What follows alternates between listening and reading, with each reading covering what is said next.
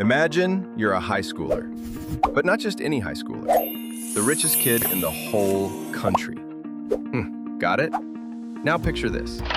You're not allowed to show anything that could give away your family's crazy wealth. Today's story is exactly about that. Welcome to Talks Cave. Let's dive in. The squeak of her sneakers was the loudest thing in the world, louder than the slam of lockers, the overlapping shouts, the tidal rush of bodies that defined the 2 minutes between third and fourth period. It was a pathetic sound, a high, desperate whine against the polished linoleum. Alice kept her eyes fixed on the scuffed toes of those sneakers, a universe of grey canvas and fraying rubber. If she didn't look up, she couldn't see Julia's smirk. "Seriously, Alice," Julia said, her voice a polished blade, cutting through the hallway's ambient noise. Her friends, a matched set of glossy-haired acolytes, giggled on cue. "Are those even shoes? Or are they like a cry for help?" Alice's jaw tightened. She felt the familiar heat crawl up her neck, a blush of pure, helpless humiliation. She imagined a witty retort, something sharp and deflating that would make Julia's perfect, curated face crumble. But the words were ghosts, dissolving before they could form. Her father's voice echoed in her head, a memory from a different lifetime, reminding her that silence was a shield. She wouldn't give them the satisfaction of drawing blood, so she stood there, a statue of worn-out cotton and second-hand denim, and took it. She focused on the sound of her own breathing, the slight tremor in her hands, the way the worn strap of her backpack dug into her shoulder. She was an island, and Julia's words were just waves, loud and meaningless. They would pass. They always did. A surge of students released from a classroom down the hall flooded the space. Someone shoved past, hard. A boy with a mop of dark, unruly hair and glasses that were perpetually sliding down his nose stumbled forward.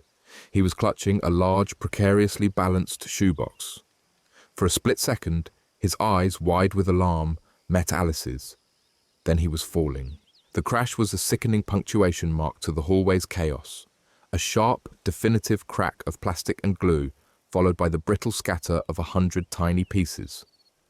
The boy, Leo, she thought his name was, from her science class, was on his knees in an instant, his hands hovering over the wreckage. It had been a diorama. A miniature, painstakingly constructed world now lay in ruins. A tiny balsa-wood forest was splintered. A river of blue-painted foil was crumpled beyond recognition. A delicate model of a solar-powered house had shattered, its tiny solar panels, made of carefully cut squares of black plastic, skittering under the passing feet of oblivious students. Leo just stared, his shoulders slumped. The sound that escaped him was barely a whisper, lost in the din. "No, no, no." He touched a broken piece of the house, his fingers trembling. I can't afford to fix it. The materials." His voice broke, thick with a despair so raw it made Alice's own humiliation feel distant and trivial. Julia let out a laugh, high and cruel. "Oh, look," she announced to her audience, "a perfect pair of charity cases." Her friends tittered, their eyes flicking between Alice's worn-out shoes and the boy kneeling in the debris of his hard work. "Don't worry, Leo," Julia called out, her voice dripping with mock sympathy. "Maybe Alice can teach you how to make a house out of mud and sticks." She turned, her ponytail swinging like a weapon, and swept her friends away with her, leaving a wake of silence in the crowded hall. The bell shrieked, signaling the start of class. The remaining students scurried away, a parting sea that left Alice and Leo alone in the wreckage. The sting of Julia's insult was a familiar ache, but it was already fading. Something else was happening in Alice's mind. The noise of the hallway, the shame, the anger, it all receded, replaced by a strange, quiet focus. Her eyes weren't seeing trash. They were seeing components. The shattered plastic walls of the house weren't garbage. They were geometric shapes. The crumpled foil river wasn't ruined. It was a texture. The splintered trees were raw material. Her mind, a machine she hadn't known she possessed, began to work, sorting, cataloguing, and reassembling. She knelt, her own worn knees pressing against the cool, dusty floor. "Don't worry," she said, her voice quiet but firm.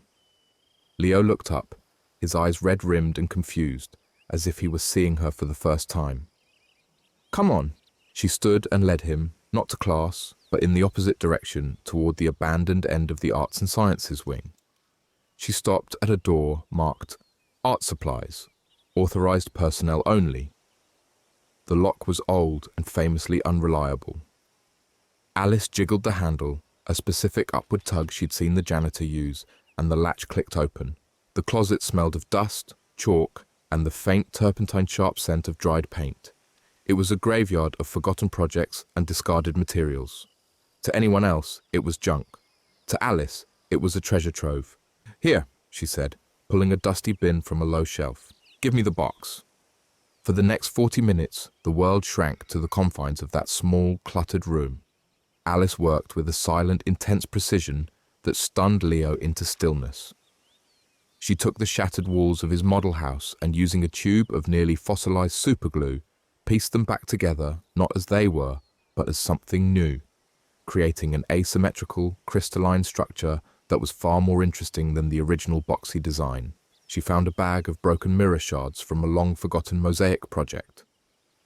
"Windows," she murmured, carefully gluing a glinting, irregular piece into an opening. The light from the closet's single bare bulb caught the edge, throwing a tiny, brilliant rainbow against the wall. She took the crumpled blue foil, smoothed it, and then recrinkled it with deliberate care, creating the texture of a rushing, churning river. The splintered balsa wood was repurposed. With a rusty pair of shears, she cut the larger pieces into jagged, abstract shapes that she arranged around the house, suggesting a rocky, untamed landscape. The bent wire from a broken mobile became a delicate, skeletal tree, its branches reaching toward the imaginary sky. She found dried-up pots of acrylic paint, ochre, crimson, a deep cerulean blue, and showed Leo how to chip out the pigment, crush it into powder, and mix it with a few drops of water from the janitor's sink down the hall to create a rustic, earthy wash for the landscape.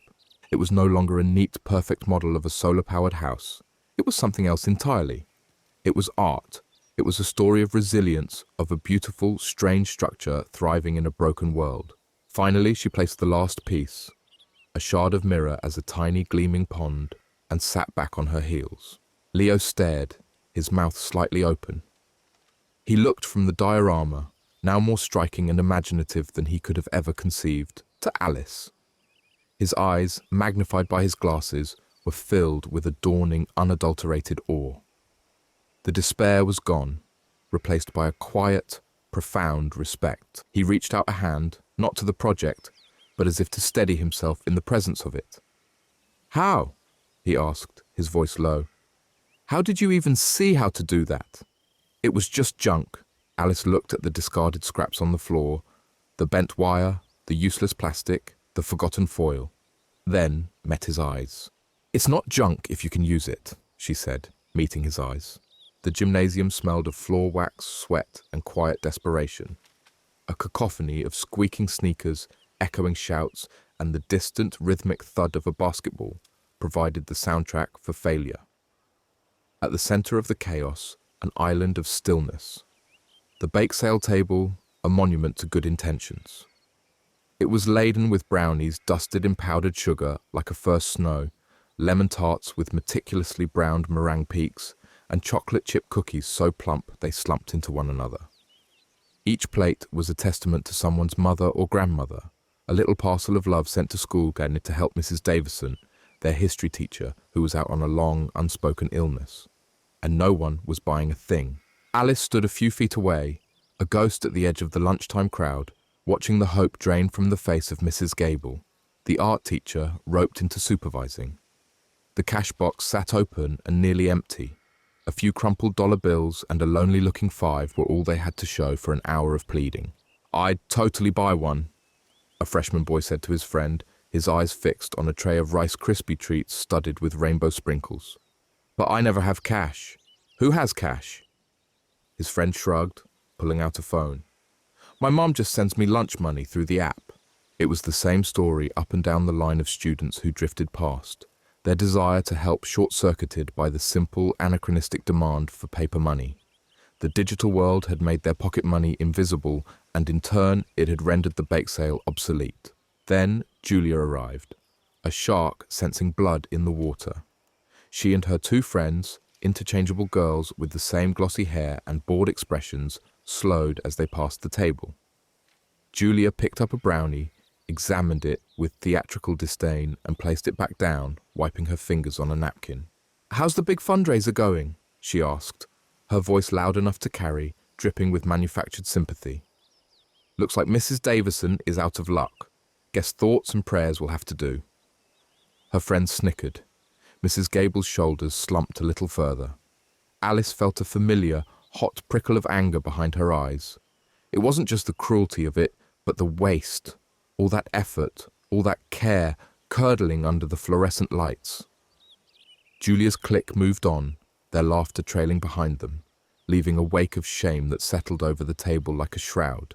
Alice looked from the defeated teacher to the plates of untouched cookies. "Aren't non-monetary help?" The thought surfaced, a bubble rising from the depths of her mind. It was what she had done for Leo just yesterday, fixing the code for his passion project, a task that had been insurmountable for him, but simple for her. He hadn't paid her in cash. He had paid her in gratitude, in the shared victory of a problem solved. What if that was a currency too?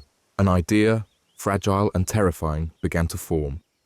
It was a spark in the suffocating air of the gym. She took a breath, her heart starting a frantic, uneven rhythm against her ribs, and walked toward the table. "Mrs. Gable," the art teacher looked up, her eyes weary. "Alice, don't tell me you want to pack it all up. I'm not ready to admit defeat just yet." "No," Alice said, her voice barely a whisper. She cleared her throat and tried again. "I have an idea. It's a little different." She explained it quickly, the words tumbling out of her before her courage could evaporate. "People want to help, but they don't have cash.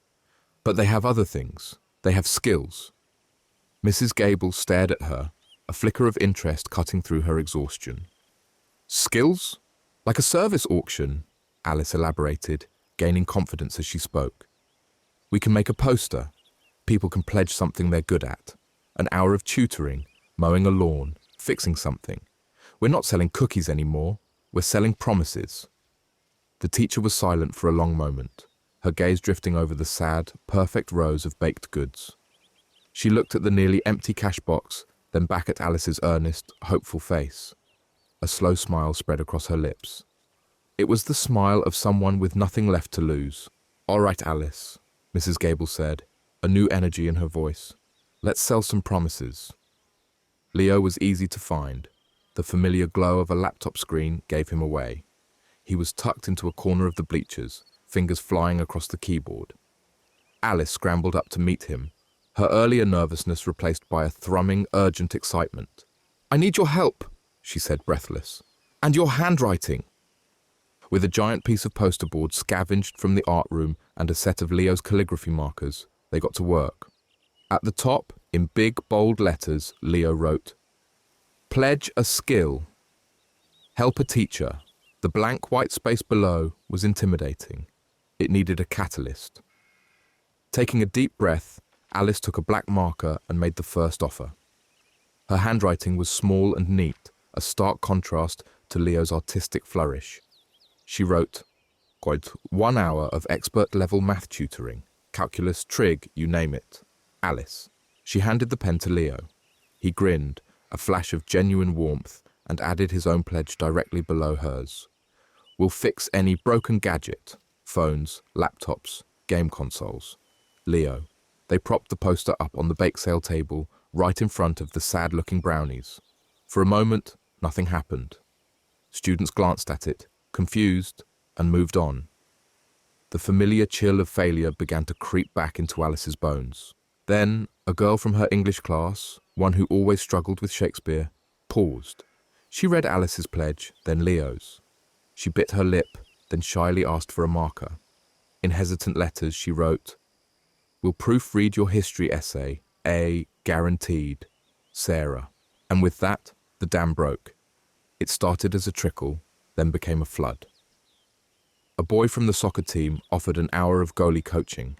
A quiet girl, known for her intricate nail art, pledged a free manicure. Someone else offered to walk a dog for a week. The poster filled with a dizzying array of talents: guitar lessons, car washing, babysitting, plant sitting, a custom-drawn portrait of your pet. The atmosphere around the table transformed. The earlier sense of failure and embarrassment evaporated, replaced by a buzzing, collaborative energy. Students weren't just signing up. They were laughing, talking, admiring each other's hidden talents. The bake sale table was no longer a site of failure, but the vibrant, beating heart of the lunch hour. Alice stood at the center of it, a marker in her hand, directing traffic as the board filled up. Leo was beside her, a self-appointed hype man, talking up people's skills. A few new faces, people she'd only ever seen in the hallways, were smiling at her, asking her questions, treating her like she was the one who had built all of this. And in a way, she had. The warmth of it was unfamiliar and overwhelming. It was the feeling of being seen, not as the quiet, invisible girl, but as someone who could make things happen. For the first time in a long time, she felt like she was worth something. The warmth lasted all the way home, a glowing coal cupped in her chest. But the moment she stepped through the door of the apartment, a familiar cold silence rushed in to meet her, extinguishing it instantly. The air was still and sterile, smelling of nothing. The only sound was the faint, high-frequency hum of electronics. She found her father in his usual spot, a silhouette against the blue-white glare of a massive monitor. He was staring at a chart that looked like a mountain range from a hostile alien planet, all jagged peaks and deep, inscrutable valleys. "Dad!" He didn't turn. "Hey, honey, good day." "It was," she said, her voice sounding small in the cavernous room. She hovered by his desk, wanting to share the day's victory, to bring some of the gym's warmth into this cold, quiet space. The bake sale for Mrs. Davison was a total flop. No one had any cash. He murmured, his eyes tracing a plummeting line on the screen. "So I had this idea," she pressed on, willing him to turn, to see her. "We did a service auction instead, a pledge board. People pledged skills instead of money, tutoring and fixing things and all of sorts of stuff. It was amazing. The whole board filled up." "That's nice, honey," he said, his voice distant, distracted. "Very resourceful." The compliment was a smooth, worn stone, offered without thought. It meant nothing. She could feel the story, the bright, triumphant feeling of it, dying on her lips. "You don't get it," she said, a note of desperation creeping into her voice. "It wasn't about the money. It was... People were excited. They were happy to help. It felt like we were all a part of something." He finally swiveled in his chair, his eyes leaving the screen for the first time. But they were unfocused, as if the glowing chart was still imprinted on his retinas. He gave her a tired, practiced smile. "Just a little longer, Alice," he said, the familiar empty promise. "It will all be worth it." The words, once a comfort, a blanket she could wrap herself in, now felt thin and threadbare. They didn't answer her. They dismissed her. He wasn't seeing her success. He was postponing it, lumping it in with everything else that had to wait until his invisible, all-consuming work was done. She didn't say anything else. She just nodded and retreated to her room. The victory of the day soured and curdled. The cold of the apartment had finally seeped into her bones. She closed the door, shutting out the silence, and lay on her bed, the day's two scenes playing out in her mind. The buzzing, vibrant warmth of the crowd and the stark, lonely chill of her father's study. Lying in bed, staring at the ceiling, Alice replayed her father's words. "It will all be worth it." For the first time, another thought pushed back, quiet but sharp. Or maybe it won't. The rain wasn't just falling. It was a declaration of war on dryness, on warmth, on comfort. A cold, relentless downpour that clawed at the world, turning the familiar, manicured streets of Northwood into a slick black mirror reflecting a bruised purple sky. Alice walked right through the middle of it, no umbrella, her chin tilted up into the deluge. She let the water plaster her dark hair to her scalp and soak the shoulders of her favorite denim jacket until the fabric was heavy and cold against her skin. It felt like a penance, but for what she wasn't sure. Her father's sin, maybe, or her own for sitting beside him in the hushed, leather-scented interior of his car, listening. The conversation, if you could call it that, had been a ghost between them, a hollow space where comfort should have been. His words, meant to be a balm, had been salt. "It will all be worth it, Alice. You'll see." The same tired promise, polished with paternal certainty and presented like a precious gem. But it was just glass. It felt like glass, cold and sharp. Worth what? Worth this constant grinding ache in her chest, this feeling of being an unwilling accomplice to her own mother's slow, quiet fade. A defiant energy, sharp and unfamiliar, began to prickle under her skin. It was a startling sensation, a tiny rebellion sparking to life in the vast, numb landscape of her grief. It was better than the numbness. It was a current, a live wire in the deluge, and she held onto it, letting the cold rain fuel its burn. She turned onto Sycamore Lane, a street of sleeping, prosperous houses. The trees dripped, their branches heavy and black, skeletal against the storm-darkened sky. Up ahead, a porch light was out at the Miller house, leaving it a hulking shadow, a missing tooth in the street's neat smile. But there was something on the steps, a small, crumpled shape huddled against the brickwork, trying to shrink from the wind's assault. A stray dog, maybe, or a pile of discarded clothes from a donation bag left out and forgotten. As she drew closer, the shape resolved itself. A person. Someone trying and failing to make themselves small enough to fit under the meager protection of the door's decorative awning. They were soaked through, their body trembling in violent, uncontrollable shivers that were visible even through the thick sheets of rain. Alice slowed, her worn boots making soft, squelching sounds on the flooded pavement. A flicker of movement. The person lifted their head, a jerky, exhausted motion, and the weak ambient light from a distant street lamp caught on a pale, familiar face. Julia. Her hair, usually a perfect, glossy curtain of blonde, was a mess of wet, dark strands clinging to her cheeks and forehead. Her face was stark, her carefully applied makeup running in faint grey tracks down her temples. She was staring at the dead black screen of her phone, her thumb swiping uselessly, obsessively, at the unresponsive glass. At that exact moment, from further down the street, came the sound of a car engine revving, a cocky, aggressive sound. It was followed by a peal of laughter, high-pitched and careless, that was quickly swallowed by the storm as the car sped away, its taillights vanishing around the corner. They'd left her. Her friends, the ones who orbited her like moons, who basked in her reflected light, had just driven off and left her. Alice stopped dead in the middle of the sidewalk, the rain dripping from the tip of her nose. The memory of the bake sale flashed in her mind, bright and cruel and utterly clear. Julia, standing with that same circle of friends near the bleachers, her voice carrying across the gymnasium with the practiced ease of someone who never worried about being overheard. God, it's for the wellness center. Isn't that what they're calling the sad room now? Her eyes had flicked to Alice then, a glint of casual, dismissive mockery in their blue depths. Some people just need the attention, I guess. The words had been a slap, a public branding that had left a hot, invisible mark. And here she was, shivering, abandoned, staring at a dead phone on a dark porch. The universe had a sick sense of humor. It will all be worth it. Her father's voice again, a hollow echo in the roar of the rain. Worth what? The silent, careful nods in the hallway, the strategic avoidance of certain topics, the slow, agonizing process of managing a reputation built on the sand of her family's secrets. No, the anger in her wasn't for Julia, not really. It was for the vast, soul-crushing emptiness of it all, the promises that cost nothing and delivered less. In that moment, she wanted to do something that was worth it, something real, something that mattered right now, in this downpour, on this dark street. An act, not a promise. She moved before the impulse could die, her feet carrying her up the slick concrete path to the porch. She didn't say a word, didn't call her name.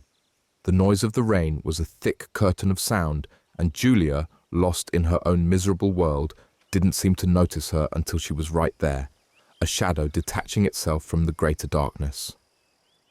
Alice shrugged out of her own jacket, the worn, comfortable denim one that smelled faintly of her and home. It was warm from her body, the inside mostly dry. Quietly she draped it over Julia's trembling shoulders. The reaction was instantaneous and electric. Julia flinched as if struck, a sharp, defensive recoil that was pure instinct. Her head snapped up, her eyes wide with shock in the gloom. For a second, there was just pure, unadulterated surprise. Then it curdled. The shock soured into a deep, burning humiliation that flooded her face with color, a tide of red visible even in the cold grey light. Her mouth opened, the perfect shape of it forming to spit out something sharp, something that would put Alice back in her place, re-establish the natural order of things. But the word was stolen by a shiver, a violent full-body tremor that shook her from her scalp to her feet and ended in a soft, defeated gasp. Her teeth chattered audibly. The insult died on her lips, unsaid. Alice didn't press. She didn't ask if she was okay. She didn't offer a smug smile or say, "I told you so," with her eyes. She just stepped back a little, standing under the edge of the same small awning, sharing the inadequate shelter. She turned her gaze from Julia's mortified face and looked out at the rain, at the way the water distorted the streetlights into long, wavering spears of gold. She created a space of silence, a small pocket of non-judgment that was more profound and more terrifying than any words of comfort could ever be. They stood there for a minute, maybe two strangers from different worlds, bound by a borrowed jacket and a storm. Then the night was split by a sudden surgical glare. Headlights swept across the porch, blindingly bright, painting them in stark white relief, like actors on a stage. A sensible, expensive-looking sedan pulled up to the curb. Julia's parents. The spell was broken. The fragile truce shattered. Julia scrambled to her feet, a clumsy, desperate movement fueled by adrenaline and shame. She tore the jacket from her shoulders as if it were on fire and shoved it back into Alice's hands. It was warm and damp where she had held it tight. Her fingers, ice cold, brushed against Alice's for a fleeting, shocking moment. "Thanks," she muttered, or something like it. The word was a garbled fragment, unintelligible, aimed at the ground between them. She didn't look at Alice. She couldn't. She turned and fled, a frantic dash through the rain, yanking open the car door and tumbling inside as if the hounds of hell were at her heels. The door slammed shut, a final, definitive sound in the night. The car pulled away from the curb without a backward glance, its red taillights shrinking into the darkness, leaving Alice alone on the porch, holding her jacket, the rain still pouring down. The next day, the school hallway was a river of noise, a churning confluence of bodies and sound. Lockers slammed with metallic finality, sneakers squeaked on the polished linoleum, and 100 conversations blended into a meaningless, energetic roar. It was the polar opposite of the night before. It was loud and bright and aggressively, suffocatingly normal. Alice moved through it, a ghost in the machine, the memory of the cold rain still clinging to her skin like a second, invisible layer. She saw her before she was meant to. Julia. She was at her locker, the undisputed center of her usual constellation of friends. She was holding court, laughing, one hand casually flicking her now perfectly dry honey-blonde hair over her shoulder. She was wearing a pale pink cashmere sweater that made her look soft and clean and entirely untouchable. She was the sun, and they were her planets. The same planets that had left their sun to freeze in the rain. For a split second, as a gap opened in the churning crowd, their eyes met across the sea of faces. It was only a moment, a sliver of time no longer than a single heartbeat, but Alice saw everything in it. She saw the flicker of something raw and unguarded in Julia's expression. It wasn't gratitude, it was panic.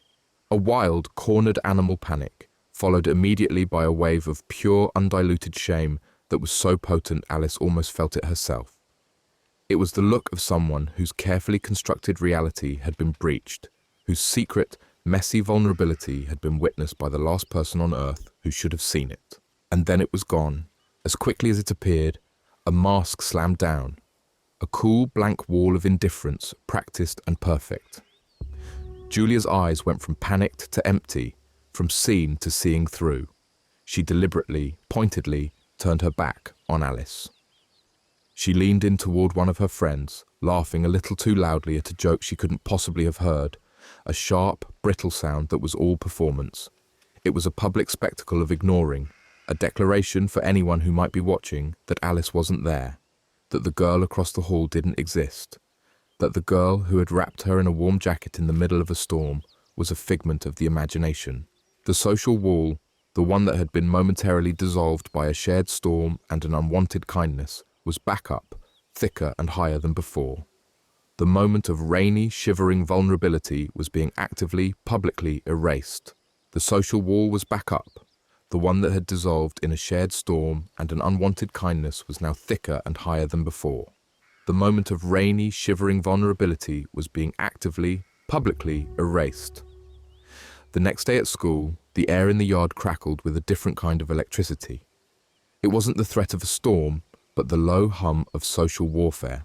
Alice felt it the moment she stepped out into the weak afternoon sun. It was a battlefield of whispers and sidelong glances. Julia stood at its epicenter, holding court near the peeling blue paint of the handball court. She wasn't laughing. Her face, usually a mask of careless superiority, was tight with something else, something brittle. When her eyes found Alice, a flicker of recognition, of the rain, the borrowed too-big jacket, the humiliation of being saved, hardened into a decision. This would be settled. Here. Now. Julia pushed off the wall and strode toward Alice, her disciples parting to let her through. A hush began to spread from her position outward, a ripple of silence that swallowed the usual cacophony of shouts and laughter. Dozens of eyes, once scattered and indifferent, now swiveled to fix on Alice. She felt their collective weight, a physical pressure on her skin. She stood her ground, her worn backpack feeling suddenly heavy on her shoulders. "Well, look what we have here." Julia's voice sliced through the quiet. It was loud, performative. The school's own little charity case. A few nervous titters broke out from the gathered crowd. "I have to hand it to you," Julia continued, circling Alice like a predator. "It's a good strategy. The sad, quiet girl in rags. Makes people feel sorry for you, doesn't it? Makes them want to give you things." She gestured vaguely, a flick of the wrist that encompassed the jacket Alice had returned, the lunch she'd once shared with a younger boy, the homework help she'd offered a struggling classmate. Small, quiet acts now twisted into a narrative of pathetic manipulation. Alice didn't speak. She met Julia's gaze and held it. She thought of her father's strange experiment, of the cold apartment, of the constant gnawing loneliness. This was part of it. This was the test. She could feel the heat of a blush rising on her neck, but she forced her expression to remain neutral. She would not give Julia the satisfaction of a reaction. She would just absorb it. "What's the matter?" Julia sneered, leaning in close. "Cat got your tongue, or are you too busy planning who you're going to leech off of next?" The ridicule was cresting. The crowd, smelling blood in the water, pressed in closer. The laughter was louder now, more confident. Alice felt a tremor start in her hands and clenched them into fists inside her pockets. She was an island, and the tide was rising. Then a voice cut through the noise. "Calm, even." "She helped me." Heads turned. Leo stepped out from the edge of the crowd. He wasn't looking at Julia, but at Alice. His expression was serious, his gaze steady. "When my graphing calculator died before the trig midterm," he said, his voice gaining strength as he spoke to the onlookers. "She spent her entire lunch period teaching me how to use the slide rule her dad gave her. I passed because of her." A murmur went through the crowd. It wasn't a defense Julia could easily mock. It was a simple statement of fact. Before Julia could formulate a retort, another voice joined in. A freshman girl Alice barely knew. "She gave me half her sandwich last week. I forgot my lunch money and was going to skip. She helped me with my history essay," another boy added, stepping forward slightly. One by one they spoke. Small testimonies, quiet acknowledgements of kindnesses Alice had dispensed without a thought for reciprocation. A shared umbrella, a pencil offered before a test, a moment of patient explanation. With each voice, another student took a half step forward, a slow, unconscious realignment. They weren't shouting. They weren't attacking Julia. They were simply standing with Alice, forming a quiet, protective semicircle around her. The focus of the crowd had irrevocably shifted. The eyes that had been on Alice, full of pity and derision, now turned to Julia, full of something else. Judgment, disappointment. Julia stood frozen, her mouth slightly agape.